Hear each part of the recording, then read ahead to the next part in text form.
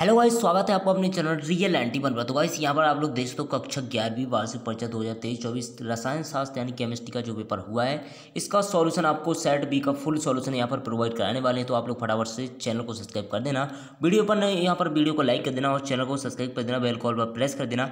Full solution आपको बताने वाले हैं, तो आप लोग यहाँ पर देख लेना आप लोगों ने यहाँ पर कितने उत्तर सही किए हैं, ठीक है ना। तो फटाफट आप लोग मिलान कर लेना। यहाँ पर आप लोग 70 में से कितने यहाँ पर पेपर करके आए हो, फटाक से यहाँ पर कमेंट बॉक्स में जरूर बताइएगा। तो सेट बी का फुल सॉल्यूशन आपको यहाँ पर प्रोवाइड कराने वाले हैं। तो यहाँ पर देखिए, तो आपको यहाँ पर प्रश्न नंबर पहला आपका दिया गया, सही विकल्प चुनकर लिखिए। तो 6 अंक आपके पूछे गए थे, तो इसमें आपको देखते तो CO2 का अणुभार बताना था आपको। तो CO2 का अणुभार जो हो जाता है, इसका करेक्ट आंसर बी यानी 44 आप लोग इसका करेक्ट आंसर लगा लेते। यहाँ पर दोस्तों आप लोग यहाँ पर कितने करेक्ट आंसर करके आए हो, कमेंट बॉक्स में जरूर बताइएगा। यहाँ पर दोस्तों आपको पूछा गया था दूसरा 0.0048 संख्या को वैज्ञानिक संकेतन में लिखा जाएगा। तो करेक्ट आंसर हो जाएगा इसका सी यानी 4.8×10⁻³ इसके बाद तीसरा देख सकते हो, यहाँ पर पूछा गया था आपका, इसमें आपको धनात्मक गया यह क्रिया संभव होगी। तो इसका करेक्ट आंसर बताने था तीसरे का आपको। तो तीसरे का करेक्ट आंसर आप लोग लगा लेंगे यहाँ पर किसी भी ताप पर, यानी कि डी आप लोगों को करेक्ट आंसर लगा लेना था। इसके बाद चौथा था आपका संयुग्मी अम्ल क्षारक युग्म में अंतर होता है। तो इसका करेक्ट आंसर आप लोग यहाँ पर चौथे वाले का लगा लेते हैं, यहाँ पर कम यहाँ पर केवल एक प्रोटॉन का, ठीक है ना। तो ए इसका आपको करेक्ट आंसर लगाना था। इसके बाद आप लोग यहाँ पर बढ़ते हैं अगले प्रश्न की ओर। तो अगला प्रश्न जो पहुँचा गया था आपका पाँचवा, वह अभिक्रिया जिसमें इलेक्ट्रॉन का निष्कासन होता है उसे आप लोग कहते हैं। यहाँ पर इसका करेक्ट आंसर पाँचवीं का हो जाएगा डी यानी ऑक्सीकरण अभिक्रिया। इसके बाद दोस्तों यहाँ पर पूछा गया था प्रश्न 6, तो इसमें आप लोग यहाँ पर पूछा गया था C2H2 में पृथक कार्बन में संकरण पाया जाता है। तो आप लोग इसका करेक्ट आंसर लगा लेते SP, ठीक है ना।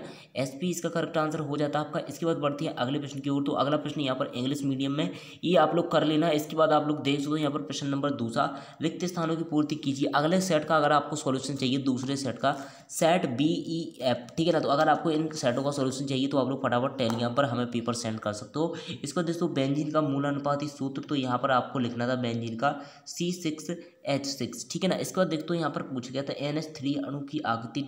है। तो यहाँ पर आपकी हो जाएगी आकृति होती है पिरामिडीय, ठीक है ना,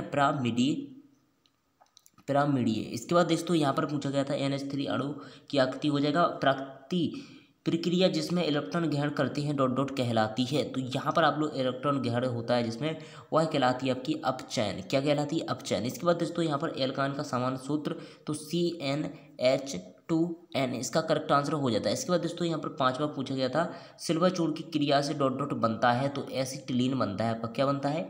एसिटिलीन। इसका करेक्ट आंसर जो एसिटिलीन करना था आपको।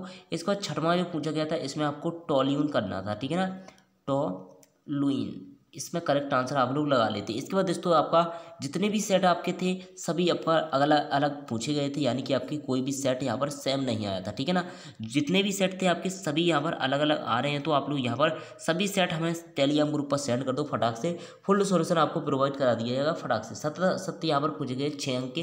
तो यहाँ पर आपको पूछा गया था किसी परमाणु के कोई 2 इलेक्ट्रॉन की यहाँ पर चारों क्वांटम संख्या का मान नहीं होता। तो इसका करेक्ट आंसर जो पहले का आपको लगाना था सत्य। दूसरा जो था आपका किसी ऑफकोर्स में यहाँ पर दूसरे वाले को आपको असत्य करने था। इसके बाद दोस्तों तीसरा जो पूछा गया था बोर की आवाज सारणी परमाणु पर आधारित है।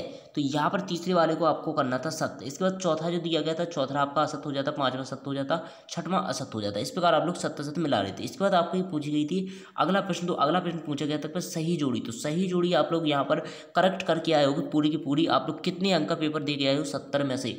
आप लोग फटाफट यहाँ पर कमेंट बॉक्स में बताइएगा। यहाँ पर इसको इलेक्ट्रोमैग्नेटिक प्रभाव जो था आपका स्थायी प्रभाव से मिल जाता, किससे मिल जाता? यहाँ पर मिल जाता आपका, यहाँ पर करेक्ट आंसर आपको मिलाना था अस्थायी प्रभाव से, ठीक है ना। यहाँ पर आपकी मैचिंग थोड़ी गलत हो गई है। तो पहली जो मिलाते हैं आप लोग सी से मिलाते हैं, अस्थायी प्रभाव से, ठीक है ना। इलेक्ट्रोमैग्नेटिक प्रभाव जो होता है आपका अस्थायी प्रभाव होता है। अमोनिया हाइड्रोक्सी जो होता है आपका, ये मिल जाता है आपका दूसरा ए से, ठीक है ना, दुर्बल विद्युत अपघट। इसके बाद दोस्तों पीएच मापक्रम जो तीसरा था आपका, ये मिल जाना था आपका एफ से, तीसरा सोरेनसन से मिल जाता। चौथा जो था आपका प्रेरित प्रभाव, चौथा आपको मिला लेना था बी से, स्थायी प्रभाव से। इसके बाद आप लोग दोस्तों विक्टर मेयर विधि जो होती है आपकी यहाँ पर, ये मिला देनी थी आपको कार्बन पदार्थ का आणविक, ठीक है ना। तो इस प्रकार से आप लोग यहाँ पर 5 अंक आपके कन्फर्म हो गए होंगे। जैसी जोड़ी मैंने बताई है, अगर आप लोगों ने इस प्रकार से मिलाई होगी तो आपके यहाँ पर जोड़ी एकदम करेक्ट होगी। प्रश्न नंबर 5 आपका होता है यहाँ पर एक शब्द में उत्तर देना था आपको, तो 5 अंक के पूछे गए। तो किसी कक्षक में दिशात्मक प्रभाव नहीं होता, तो इसका करेक्ट आंसर आप लोग लगा लेते हैं यहाँ पर एस कक्षक में, ठीक है ना, एस कक्षक में। इसके बाद दोस्तों यहाँ पर पूछा गया था समूह में ऊपर से नीचे जाने पर धात्विक पर क्या प्रभाव पड़ता है, तो इसका करेक्ट आंसर आप लोग लिख लेते हैं दूसरे का बढ़ता है, ठीक है ना, बढ़ता है। इसके बाद दोस्तों गैसों के द्रवों में विलेयता का ताप क्या प्रभाव पड़ता है, तो यहाँ पर आपको देख तो इसका आपको आंसर लिखना था, मैं बोल देता हूँ आपको। गैसों की द्रवों में विलेयता ताप एवं दाब द्वारा बहुत अधिक प्रभावित होता है, ये आपको लिखना था। इसके बाद दोस्तों हेंडरसन समीकरण आपको लिखना था, इसमें आप लोग लिखना था चौथे में,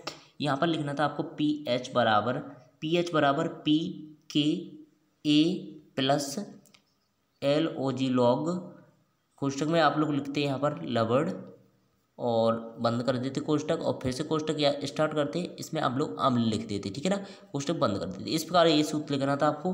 5वें में पूछा गया था आपको, तो 5वें में आप लोग लिखना था यहाँ पर परम शून्य ताप पर किसी क्रिस्टलीय पदार्थ की एंटेल्पी कितनी होती है, तो यहाँ पर एंटेल्पी को आपको बतानी थी, तो कितनी होती है, ये आपका करेक्ट आंसर हो जाता शून्य, ठीक है ना। अगला पेपर आपका कौन सा है, यहाँ पर अगला पेपर आपका एक ही रह गया है, वो कि आपका यहाँ पर अंग्रेजी विषय का होने वाला है। तो आप लोग यहाँ पर फटाफट चैनल को सब्सक्राइब कर देना, टेलीग्राम ग्रुप को इंस्टाग्राम पर फॉलो कर लो फटाक से, और यहाँ पर दोस्तों जितने भी प्रश्न आपको बताए गए थे वहाँ से आपके ज़्यादातर प्रश्न पूछे गए थे।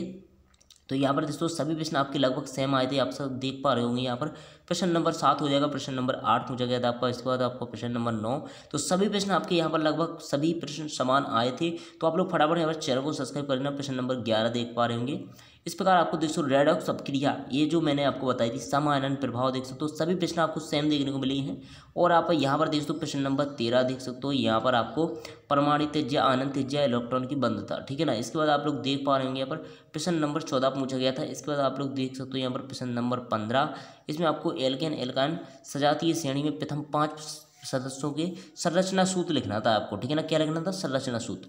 16 में आपको देख दो सभी प्रश्न आपको जो यहाँ पर आपके लॉन्ग टाइप के क्वेश्चन है, इनको हम आपको टेलीग्राम पर हल करके दिखा देंगे, तो आप लोग इनको देख लेना आप लोगों ने कैसा किया है, ठीक है ना। अगर आप लोगों ने उसी प्रकार से किया होगा, इसमें आप दोस्तों कैसे प्राप्त करेंगे नाइट्रोबेंजीन, टोल्यूइन, एसीटोफिनोन। इसके बाद आप लोग देख सकते हो यहाँ पर आपकी अपक्रिया पूछी गई थी। इसके बाद आप लोग प्रश्न नंबर 20 को देख सकते हो, यहाँ पर आपकी बुटोरज अपक्रिया जो कि मैंने आपको बताई थी, समावीकरण, ताप अपहरण, एरोमेटीकरण, ठीक है ना। तो यहाँ पर आप लोग करके आए होंगे, देख सकते हो यहाँ पर सभी प्रश्न आपके लगभग यहाँ पर आपके सेम आए थे। तो सेट आपके अलग अलग थे, तो सभी में आपके प्रश्न अलग अलग होंगे, बस आपके यहाँ पर 10-20% थोड़े मैच कर रहे होंगे सेट में, और बाकी आपके पूरे के पूरे पेपर अलग आए होंगे, ठीक है ना। तो यहाँ पर आप लोग देख सकते हो कितने अंक करके हैं, कमेंट बॉक्स में जरूर बताइएगा। मिलते हैं नेक्स्ट वीडियो के साथ दोस्तों, तब तक के लिए बाय बाय, जय हिंद दोस्तों।